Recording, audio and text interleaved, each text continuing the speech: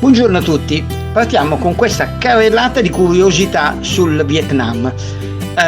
Questa prima immagine illustra la partenza da un semaforo, delle moto soprattutto e delle auto. Vedete quante moto ci sono ed è una costante di tutte le città del Vietnam.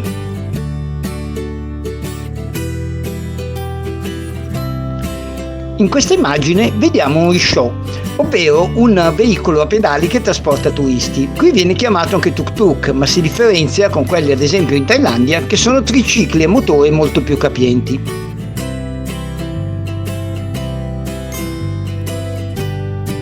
In queste due immagini invece vediamo un bellissimo ponte di Trang Tien che si trova sul fiume dei profumi nella città di Hue. Questo ponte ha una caratteristica di notte molto bella e molto affascinante, ovvero cambia colore.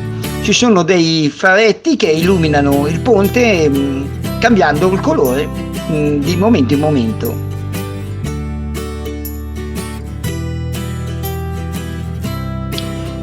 In questa foto vediamo la vendita del pesce appena pescato nella città di Pan Thiet. Qui i pescatori giunti al mattino scaricano il pesce e spesso sono le mogli dei pescatori che si mettono lungo le strade accanto al canale a vendere il pesce fresco.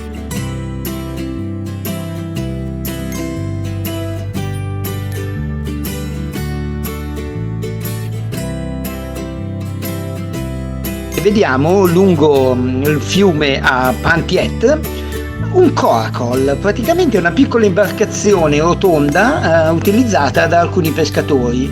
Questo termine deriva dal gallese, veniva utilizzato sin dal XVI secolo, poi anche qua nel sud-est asiatico viene utilizzata, in particolare in Vietnam. In quest'altra foto scattata ad Hanoi vediamo un tipico ristorantino locale vietnamita con le seggioline bassissime e i tavolini tale quale. È una posizione un po' scomoda per noi occidentali, mangiare seduti su questi sgabellini che sembrano quelli delle scuole materne, eppure in Vietnam si usa così.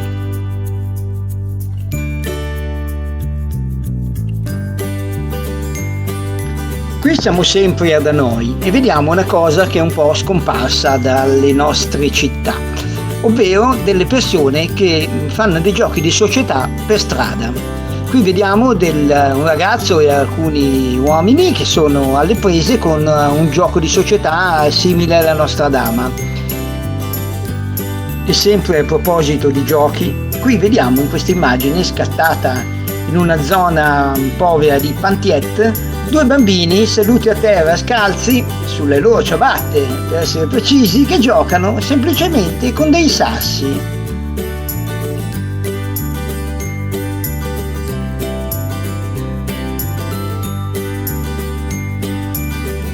In questa immagine, scattata a Pan Thiet in Vietnam, possiamo osservare un motocarro a tre ruote, utilizzato per portare i materiali nei vicoli altrimenti inaccessibili.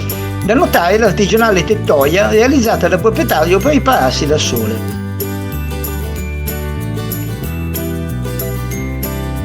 Per i vietnamiti la moto spesso rimane l'unico mezzo di trasporto, e come mezzo di trasporto non intendo solo per persone, ma in quanto riescono ad ingegnarsi riuscendo a caricare montagne di materiali su delle moto che qui in Occidente per noi sarebbe impensabile. Mai a nessuno avrebbe in mente di caricare una moto per trasportare materiale come questa persona fotografata ad Hanoi. In Oriente succede anche questo: una signora di ritorno dalla spesa con la sua sportina si ferma un attimino a farsi fare una pedicure per strada.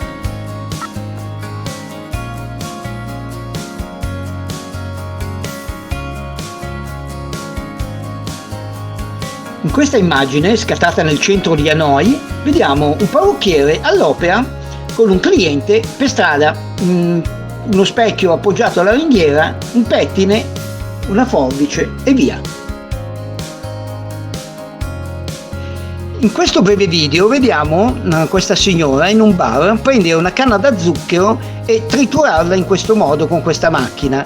Dalla canna da zucchero si estrae un succo che, allungato col ghiaccio e acqua, diventa una bibita dissetante.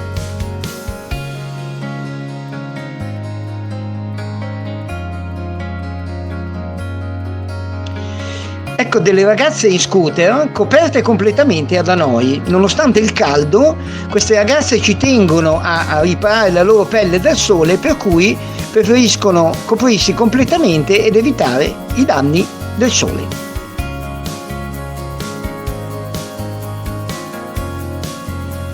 Lo scooter spesso è l'unico mezzo a disposizione della famiglia, per cui ecco un classico esempio di una famiglia al completo a bordo di uno scooter, senza casco ovviamente. Nella genialità vietnamita, una bicicletta può diventare un banchetto del mercato ambulante. Eccone qui un classico esempio. E a proposito di lavori fatti in strada, ecco qui una sarta con la sua macchina da cucire.